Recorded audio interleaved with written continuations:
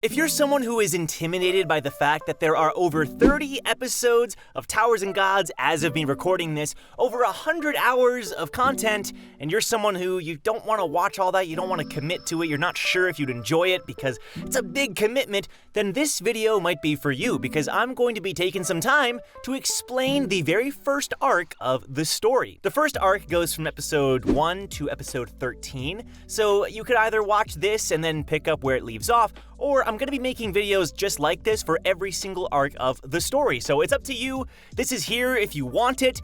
Let's begin. Oh, by the way, Towers, I should probably explain what it is. Towers and Gods is D&D plus Tower of God. We stream every Friday at 7 p.m. It's super fun, and you should totally watch it. Okay, so 15,000 years ago, this is after Jihad and his empire have been established, but before most of the events that we know of in the story, there are 5 regulars who are chosen to enter the tower. You've got Gasu Neymar, who is basically Mr. Loner. He hates showing his emotions and he likes to do things alone. You've got Eden, who is a bowmaster. She's very compassionate. She's immediately chosen as the leader. She's basically, the group's like emotional support, but despite that, she gets really angry at times, so it's a cool dichotomy there. Damien Frog, Mr. Scissors.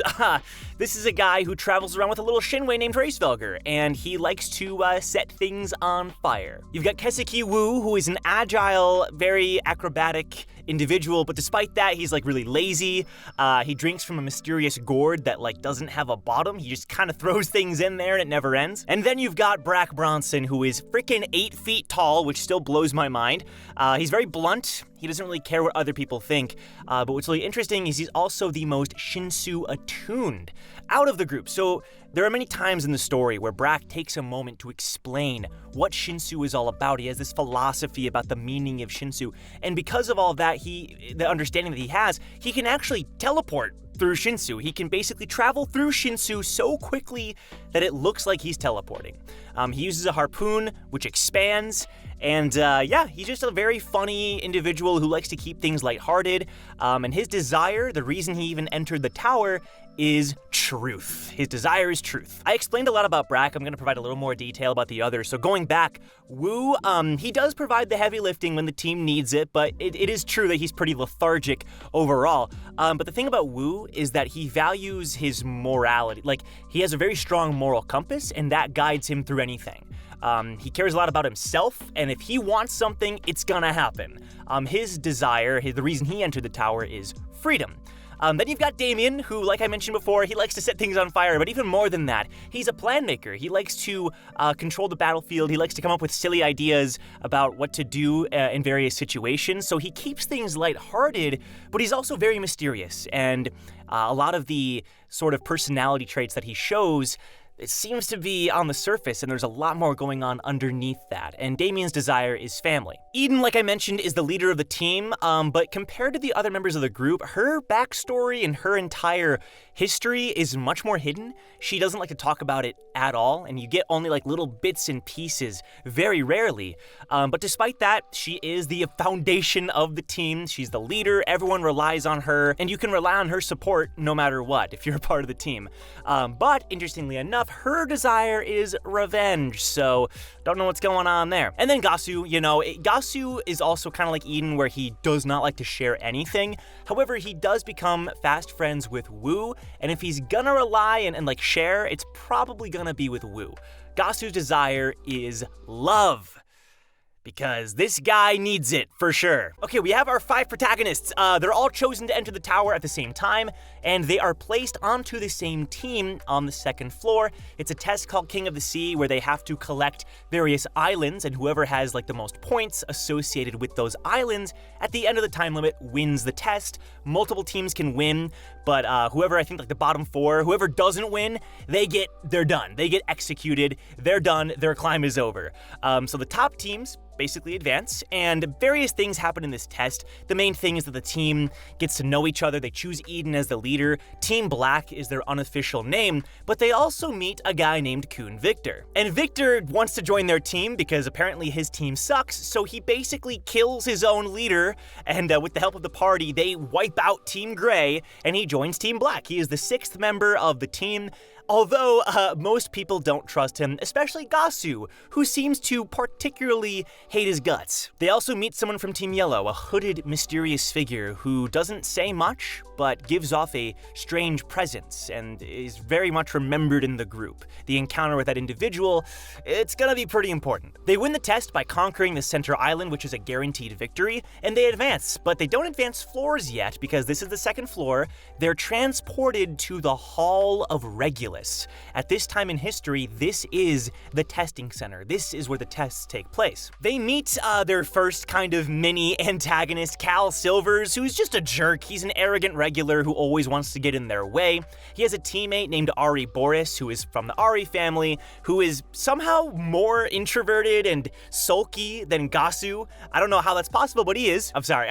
I feel like I'm crapping on Gasu a lot. Gasu's great. Just keep watching. And this is also the very first time, while waiting for their next test, that the group, the main team, discovers strawberry water, which they're going to be drinking this for the rest of the series, so get used to it. Before long, though, they meet their very first test administrator, Scopio Balrock, and Scopio is an interesting character. He seems to be bored with his job, but he does what he has to do. He's kind of like the Lero Row for Bomb's team, but for this team.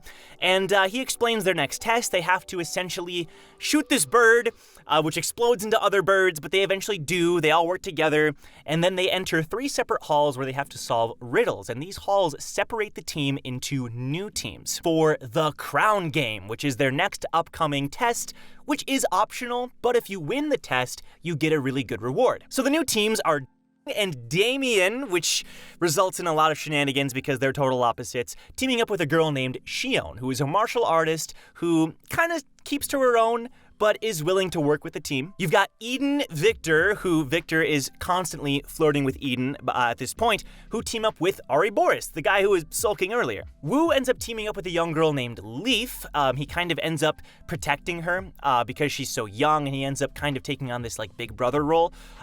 They did have a third teammate named Amari, who was a cat girl. That was her main character-defining trait. However, she died mysteriously right before the Crown Game began. And so Wu and Leaf are the only 2-person team. And then you've got Brack, who teams up with a spider girl named Stexa and a big lunk of a dude named Bulwark, who is basically big and stupid. That's his character trait. But the thing about Bulwark is that his brother was Boulder, the leader of the team that Victor betrayed. Bulwark doesn't know this, but the group kind of picks up on it, and they don't exactly tell him, so it's a little awkward. And by the way, Brack and Bulwark, they get along so well. They just love each other. It's so great. The Crown Game in Towers and Gods is just like in Tower of God. You've got 5 rounds, and by the end of the 5th round, whoever is sitting on the throne with the crown wins the entire game. First round is really simple. This random team just enters and takes the crown, and that's all there is to it. But the second round, Wu and Leaf actually enter, and Wu takes on 2 entire teams by himself, while Leaf sneakily grabs the crown and sits on the chair while no one's looking, and she's able to use her Leaf Vine powers to do so. The problem is, by the time this round finishes, Wu is pretty beat up. He's still standing, he's ready to fight, but he just got done fighting like 6 people at once, and he's not looking great. So the third round, Brack's team and team enter. And this is where things get complicated because Brack's team decides to protect Wu's team, Wu and Leaf. But Brack's team, so Damien and Shion, they don't want that. They want to win the game. And so Brack's team and end up fighting. But then Damien surprises everybody. Because despite the fact that up until this point, he uses his giant scissors, he's hopping around using frog-style leap and all these things, he does have one move that he uses in this game which shocks everybody. He calls it Killer Whale-style Confiteor. And this move is a giant explosion which takes 2+ turns to charge and then use, and it detonates Wu and Leaf. It doesn't kill them, however, Leaf is knocked unconscious, she's bleeding, she has to get rushed out into the infirmary, and then Wu is also defeated, although still is conscious. And it looks like the team is going to take the victory at this point. However, with a little bit of help from Stexa and her webs, Stexa is able to snag the crown from right before he's gonna claim victory, and she sits on the chair. Those nat 20s are, they're something. And yeah, Brack's team wins the third round in honor of Wu and Leaf. Now, before the fourth round starts, the ruler of the second floor, Ari Regulus, who is Boris's uncle, by the way, he shows up and he's like, hey, I want to talk to you guys. I want to talk to the 5 main protagonists. And this is the first time that we get an inkling that there's something going on with the 5, because Regulus asks them some very odd questions like, do you all know each other? What is your relationship with each other? Have you seen anything strange since entering the tower? And the group is like, no. They answer no to everything, but it's just odd that Regulus is even asking. So, he basically lets it go and lets them start the game again. The fourth round, Eden's team enters. Eden, Victor, and Boris, as well as Cal's team. But unfortunately for Cal's team, they kind of get smoked. Victor and Eden, they're able to, pull their weight here. And Brack embarrasses Boris. It's pretty funny, not gonna lie. But aside from that, it's a heated battle, and by the end of it, Eden is actually protecting Brack. She's protecting Brack's team, but when the fourth round is nearing its end, Brack's team ends up just conceding to Eden's team, and Eden takes the crown. So then we get to the fifth round of the crown game, and this one's interesting because it's Eden's team, but then the hooded figure from King of the Sea, that test from earlier, also enters. And it's this mysterious figure, you can't see their face, and Eden, who is a bow user, decides to attack this figure from afar because they're sending this murderous vibe, this chill that's really making Eden afraid. It's like this otherworldly presence. However, this figure named Fluxvolk, we find out, uses their teammates to take the arrows instead. They're able to teleport and swap with their teammates, so Eden's one arrow does hit, but overall, it's just it's a very strange encounter. By the end of it, there's one regular named Lady Lake who challenges Eden to a one-on-one duel, and whoever wins the duel wins the entire crown game.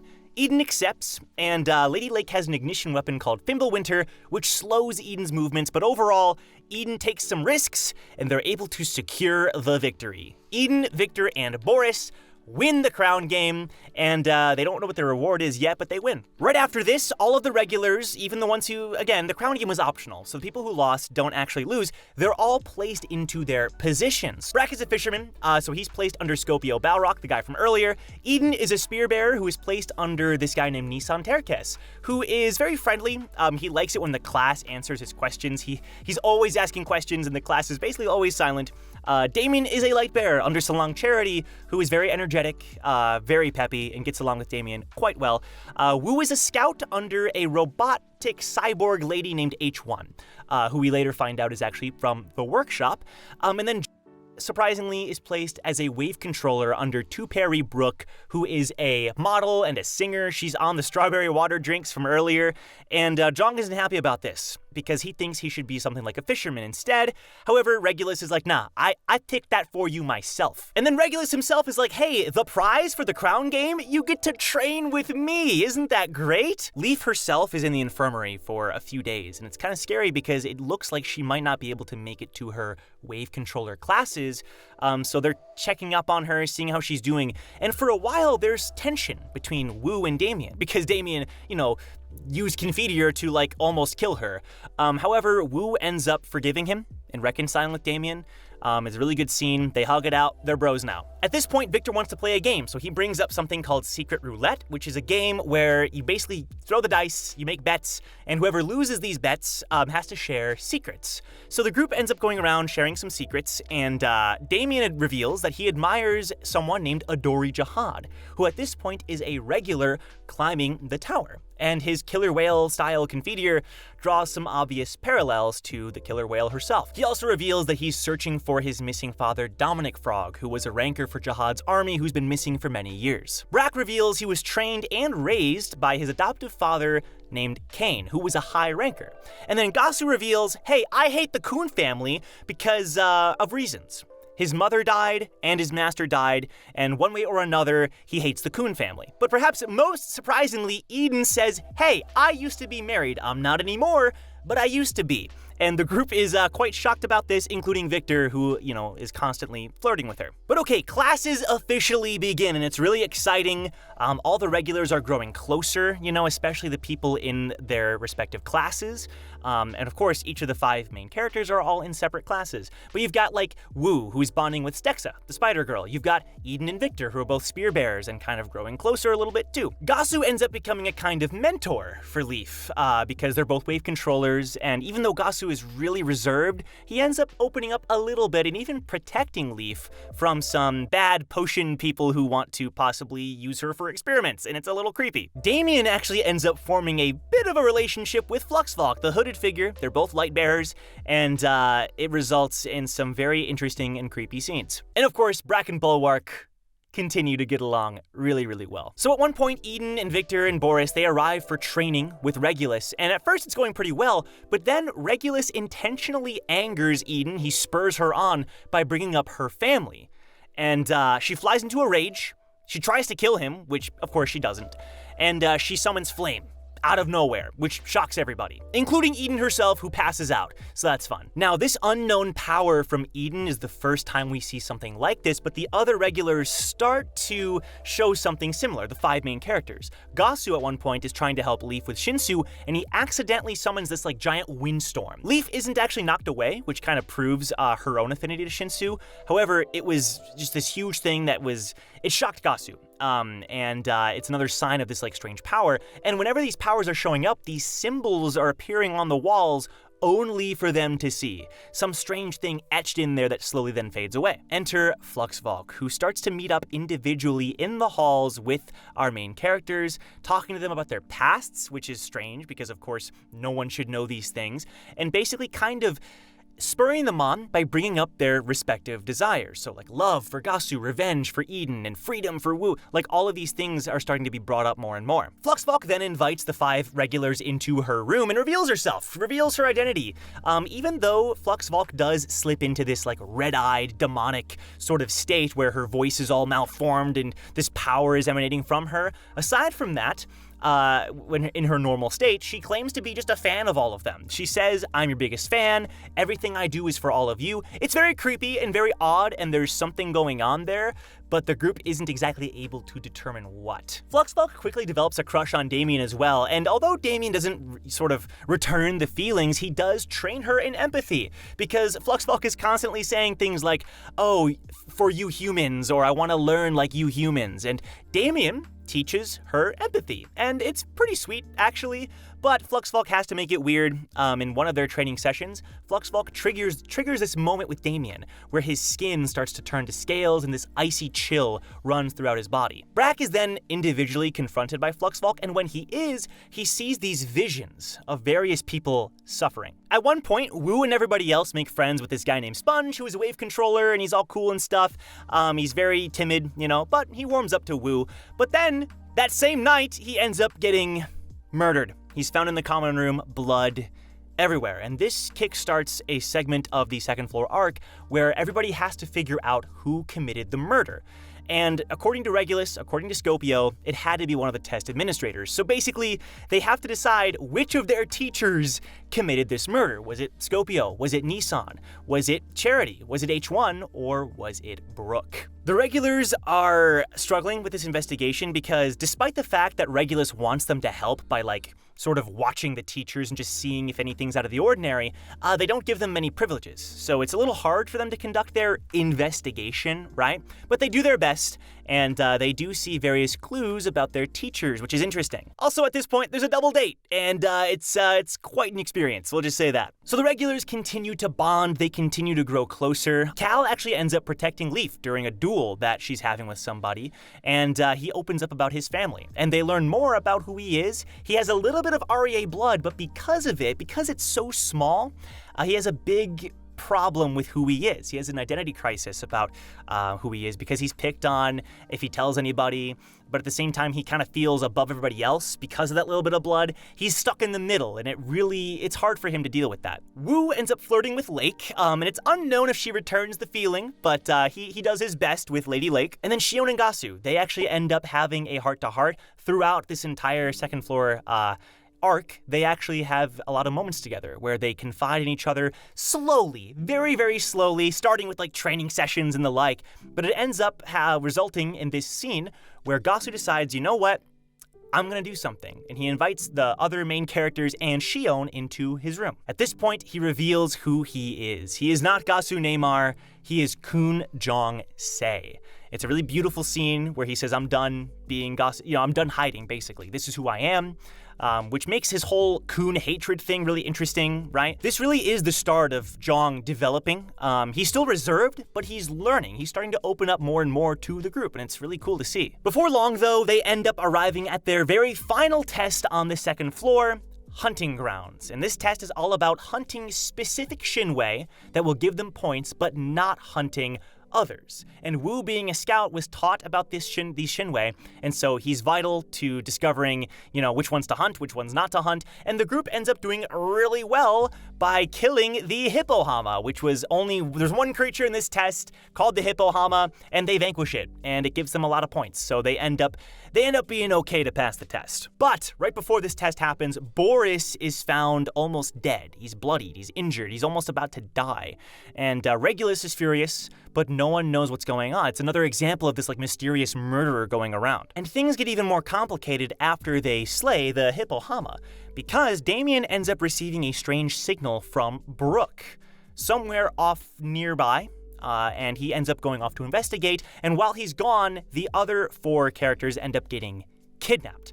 All 5 of them are brought to this cave, where Brooke is tied up, she's all bloody, she doesn't look good, and there's this voice that tells them who is the traitor.